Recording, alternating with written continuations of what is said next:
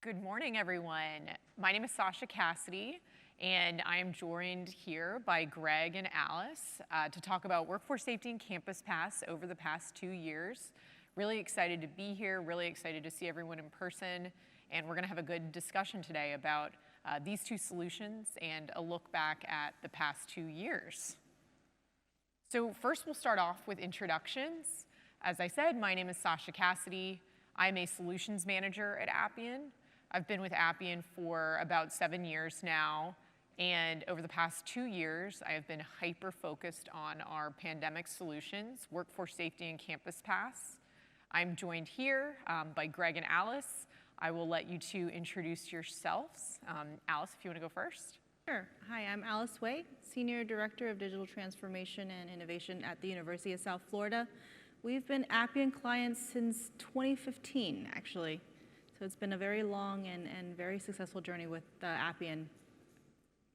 And I'm Greg Bergmann. I'm the Director of Services and Solution Consulting at Vuram. I've been with them for about 5 years, and I've been in the Appian space for just about 10, doing some other things. So it's been a journey as well. Thank you both for joining me. So Appian Workforce Safety and CampusPass. If you're not familiar, these two solutions came about a little over 2 years ago. We internally at Appian started thinking back in March 2020 when the world shut down about how we were going to connect with our employees, check in on them, make sure everyone was doing okay, give people a way to check in with our HR department. Since then, these two solutions have evolved immensely. We've had 14 releases, if you can believe it, in the past 2 years of workforce safety and CampusPass. They've become full Appian solutions, and we've been able to garner a lot of new faces, new interest in Appian, new customers, as you can see here from many of the new logos that we have. We've been able to break into industries that Appian has never been able to reach before. As you see here, including retail, manufacturing, obviously the education space with the University of South Florida, a number of different industries, as we know that no one has not been affected by the pandemic and bringing people back into the office or to campus. So super excited to be here and chat with you all about that. Just one other thing that I did want to mention as well, thinking about the impact of these two solutions, it's really been a story about the speed of Appian, the speed of development, the speed of implementation. We have seen some of these customers go live in a number of days in terms of finalizing and signing a contract and saying, great, I'd like to buy this Appian workforce safety solution to bring my employees back into the office. And then they go live in just a few days, which is incredible if you think about how long typical software projects take, how long go-lives take. So this has just been a great solution to be a part of, and I think we're gonna have a good conversation today about some of the interesting things that have come out of it and lessons learned. So to kick us off, the first question that I have for you both, I wanna talk about the impact of the way that workforce safety and CampusPass has had on you thinking about Appian as a platform and then a solution built on top of the platform, and then more specifically, how this has made you think and change your outlook with your organizations using Appian solutions. So for us, I think it's not as much as new stuff, it's a reaffirmation. We've been an Appian customer, like I said, since 2015. So it was great to meet new and old faces that we've been working with all along and reaffirm that we are aligned in terms of the culture, the company cultures, the organization cultures, as well as the need to move very quickly because we had lives at stake and we had days and weeks only to get a solution out. So it was great to work with the same team of people that we knew, as well as the new team members to really make sure that the university stays safe during those really uncertain times. And super grateful to the Appian team, and even on our USF side, it was just one team that blended together and we did work. And from our side, just thinking about the solutions in general and where those have come from, you know, being a partner and kind of implementing over and over again these different options. You know, a couple years back, solutions were available, but they were more accelerators, right? They were these things that people would go to for proof of concepts, or can my company do that?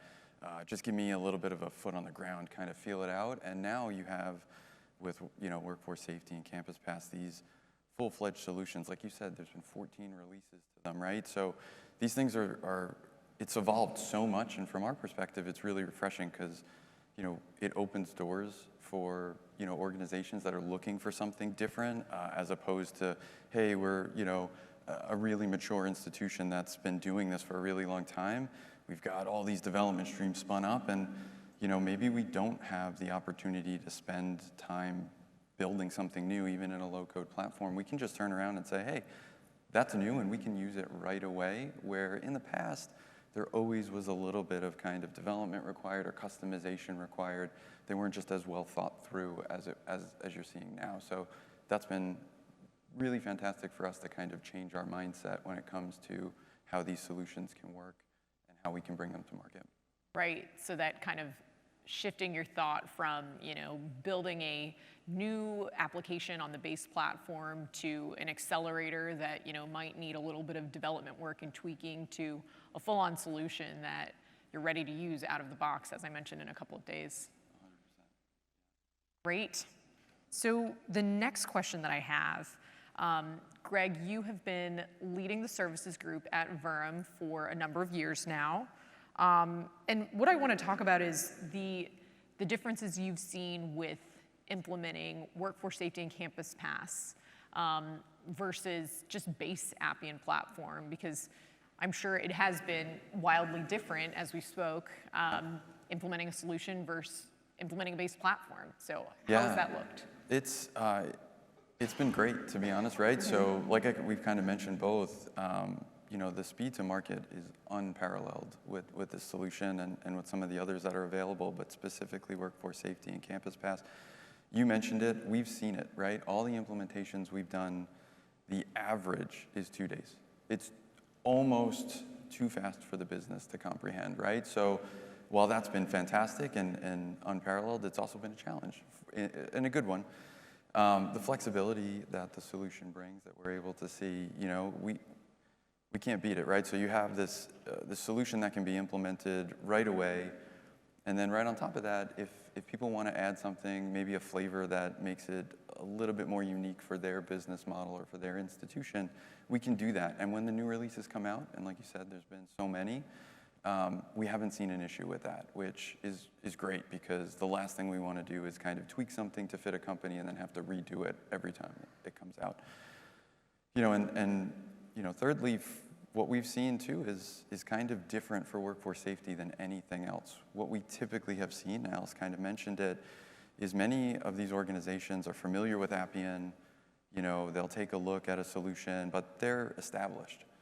We've seen a number of companies, and maybe it's part of the pandemic, I'm not sure, they found the solution before they knew maybe what the platform was, right? So a lot of these companies are coming in and they're like, oh, this is off the shelf, this is great. And we're like, yeah, great. But it's been pretty interesting for us as a partner to kind of implement and see how that's kind of shifted things a little bit. How about from an institution standpoint, where you guys are? Anything from you? I think, yeah, I think our thing was being able to plug in something very quickly. We didn't have time to develop from scratch. We have our own development shop, but it's not something that's you know, we wanted to build from scratch. We wanted something to start us off so that the business could continue to keep the university safe while we focused on the important functionality that may needed to be added on. So that was really the key for us, is it's not as much a, well, you already have your own development team, why can't you build it yourself? It was about, you know, divide and conquer for us, where there was a baseline product that was ready. We can plug and play in days, and then we can enhance as decisions were being made by the university, because we started very early on in the pandemic with Appian on the solution. And so there were a lot of uncertainties from the government, from the state, from the university, and how we wanted to handle the pandemic as a university. So it really helped us buy time. Super interesting, and it's also interesting to see the differences between returning back to campus and returning back to the workplace. Absolutely. So next question that I have, is there anything that you all can think of about the way that these solutions have addressed the pandemic in terms of what you would have done differently?